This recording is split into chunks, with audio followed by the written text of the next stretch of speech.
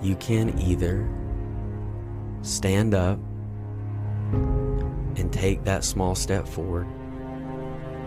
You don't have to know where you're going. You don't have to have the perfect plan. You don't have to know what tomorrow holds. But you can either get up and take that small step, or you're going to sit at that kitchen counter for the rest of your life.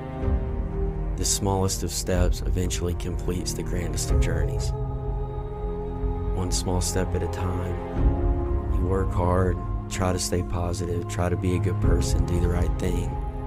And it'll not only bring you out of that, but take you to great places.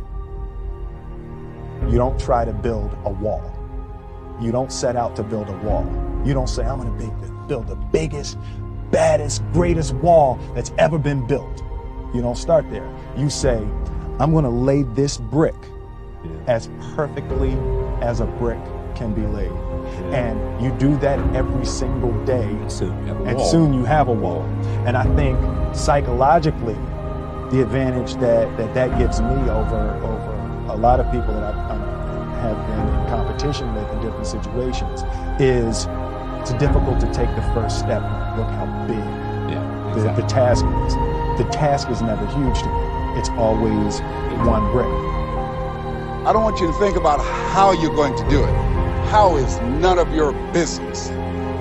The most important thing is just to increase those goals dramatically. I've found that most people fail in life, not because they aim too high and miss. Most people fail in life because they aim too low and hit. And many don't aim at all. So raise the bar on yourself and don't ask how you're going to do it. So as you begin to think about your goals, the most important thing is, write this down, commit yourself. See, once you commit yourself, the how will come, the way will come. Once you commit yourself, you will then figure it out. And if you're going in the wrong direction, all you have to do is turn around and go in the other direction. You will figure it out. You want to begin to just challenge yourself. You want to stretch yourself because you really don't know what you can't do. The first step is the hardest one. It doesn't matter how big that step is, or more important, how small that step is. Too often we fall into the trap of thinking we need to have everything figured out before we act. You don't have to have a roadmap before you set out. You don't even have to know what direction you're traveling. You just have to be willing to move and leave the past behind.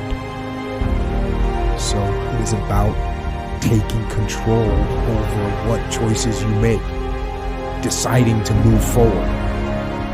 What you're actually made of in many ways. What informs you, what you're made of, is what you encounter when you voluntarily encounter the unknown.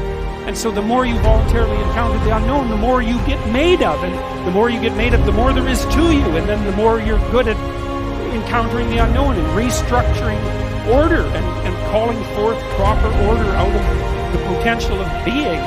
God, you got to think, why wouldn't you do that since you can do that?